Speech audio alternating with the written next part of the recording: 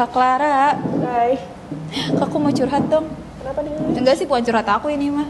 Nih, jadi gini loh Kak. Kan aku punya teman, dia tuh pengen nikah. Ya, Nah, dia tuh bingung Kak soal penentuan bridesmaid nih. Perlu pakai bridesmaid atau enggak? Menurut Kak Clara gimana?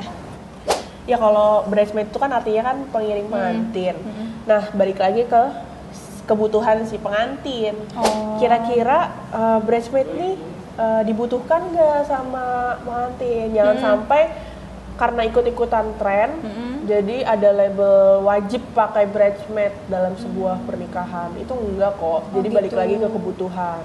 Jadi termasuk yang kalau nggak pakai bridesmaid pun nggak apa-apa gitu ya Kak? Nggak apa-apa. Sesuai kebutuhan lagi ya? Karena kan nggak ada jadi syarat sahnya pernikahan ya. Oh iya sih, benar. Tapi kan nih aku sering nih, pernah sih beberapa kali gitu lewat FYP TikTok, ada momen dimana ini kayak curhatan para WO kali ya, dia itu bridesmaidnya kliennya itu cenderung nggak ngapa-ngapain gitu loh. Menurut kamu emang bridesmaid itu ada sisi negatif atau positifnya nggak sih? Oh, mungkin kita bahas dari sisi negatifnya dulu ya. Oke. Kayak tadi yang fenomena atau tren Witri ceritain nih di video yang Witri tonton. Itu jadi salah satu sisi negatifnya bridesmaid tuh. Useless kan. Oh, useless. Jadi Oke. si bridesmaid cuman dikasih seragam tapi nggak ada Kerjaan maksudnya gitu. hanya sama dengan tamu-tamu yang lain. Tapi menurutku ada yang paling krusial nih, maksudnya sisi negatif dari bridesmaid, tren bridesmaid ini. Apa yang pertama itu adalah budgeting. Jadi si pengantin ini harus memberikan budget lebih dong, harus spare budget untuk memberikan apa namanya bahan untuk seragam, untuk membedakan si bridesmaid dengan tamu lain.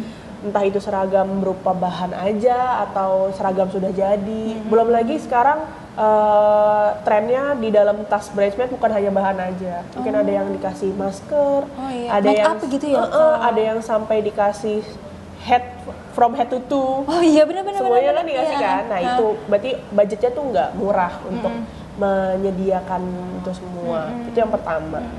Terus yang kedua useless tadi. Terus yang ketiga jadi membebani si temen yang ditunjuk jadi bridesmaid. Emang kenapa? Bukannya senang ya Kak? Kan mau kasih seragam, mau jadi tampil cantik lah di pernikahan teman gitu. Iya, itu sisi baiknya kan. Iya. Sisi buruknya kita nggak tahu nih kondisi finansial teman kita yang kita pilih jadi bridesmaid tuh seperti apa sekarang. Beda cerita kalau si pengantinnya membantu untuk ini sekalian biaya jahitnya gitu. Karena kan ya sama tahu lah ya kalau misalnya jahit baju itu nggak murah. Untuk aku pribadi juga ya nggak murah. Gitu. Jadi membebani, kita nggak tahu kalau misalnya kondisi finansial dia lagi nggak ada, ditunjuk jadi bridesmaid, mau nolak nggak enak, tapi ternyata dia juga belum mampu nih atau terbebani nih untuk menjahit baju tersebut. Oke. Terus yang terakhir munculnya rasa FOMO. Jadi misalnya nih Witri ke kondangan. Witri catin nih misalnya calon pengantin juga. Terus Witri kayak Ya amin ya. Iya, amin. Nah, terus Witri jadi kayak, oh jadi bridesmaid dia wajib ya, karena semua kondangan yang gue datengin dia pasti ada bridesmaidnya, jadi ikut-ikutan tuh semuanya. Oh ya, ini bukan yang terakhir, ada lagi. Aku baru kepikiran. Itu munculnya rasa iri antara pertemanan. Oh iya, bisa sih. Misalnya cuma ada budget untuk bridesmaid 6 orang. Sedangkan dia berteman 10 orang. Iya, sedangkan gitu. orangnya friendly, temennya banyak nih. Bener. Nanti dia akan bertanya-tanya kan, kenapa kok gue gak ditunjuk jadi bridesmaid? Padahal deket banget gitu ya, termasuk yang deket banget gitu. Itu sih kalau dari sisi pandanganku. Tadi kan ada sisi negatifnya gitu. Kalau positifnya apa? Kalau positifnya, ini juga pengalaman pribadiku ya. Aku juga pakai bridesmaid. Itu cuma 4 orang.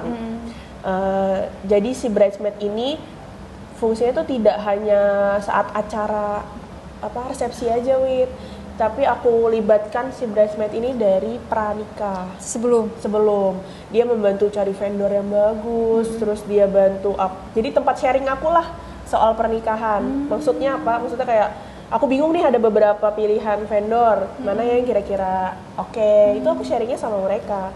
Jadi mereka membantu persiapan pernikahan, itu satu. Terus yang kedua, di saat acara berjalan, mereka tuh sangat menjaga mood pengantin. Namanya mau nikah kan deg-degannya bukan main. Iya, benar-benar. itu dibantu sama mereka, dihibur sama mereka. Terus juga mereka bantu memeriahkan acara. Karena temenku atau bridesmaidku itu ada yang nyumbang lagu di saat acara, ada yang nyanyi. Gitu, jadi lebih seru ya. Iya, atau aku juga sering tonton tuh di video bridesmaid yang ngide bikin flash mob di akhir acara. Iya, mereka ya, nge-dance bareng ya sama pengantinnya, itu seru banget. itu nggak sih surprise kan kayak jadi rame acaranya, seneng dong pengantin. Terus bener. selanjutnya juga di momen-momen penting si pengantin tuh merasa dirayakan sama teman-temannya terdekat. Karena gitu. iya bener-bener, karena ngerayain bareng bestie ya di hari Iya, bahagianya iya. lagi. Bener-bener. Terus yang terakhir menurutku juga bridesmaid tuh bermanfaat untuk membantu WO sih.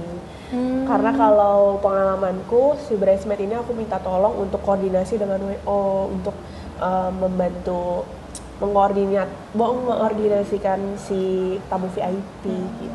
Berarti balik lagi ya kak, gak semua bridesmaid itu useless. Betul, Benar. nggak semua bridesmaid itu banyak sisi buruknya. Ada juga kok sisi baiknya. Tapi kembali tadi ke kebutuhan tadi. Iya, butuh atau enggaknya.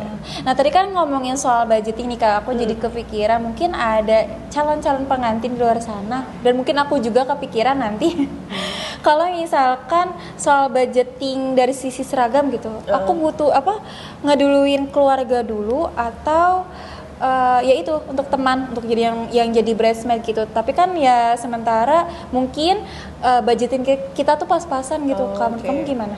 Kalau disuruh memprioritaskan antara keluarga atau bridesmaid itu kan lebih banyak temen ya. Iya. Bridesmaid temen, aku lebih ke keluarga sih. Cuma dengan catatan karena tadi budgetingnya terbatas dan tidak ada kewajiban juga untuk si pengantin memberikan seragam ke keluarga besar. Itu yang dimaksud aku tadi keluarga itu hanya keluarga inti aja. Oh, keluarga inti. Iya, jadi lebih diutamakan memberi seragam keluarga inti dibandingkan teman. Oke.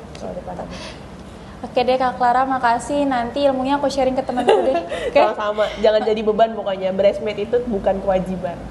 Sesuai kebutuhan kan? Betul. Oke, makasih Kak Clara. Yeah.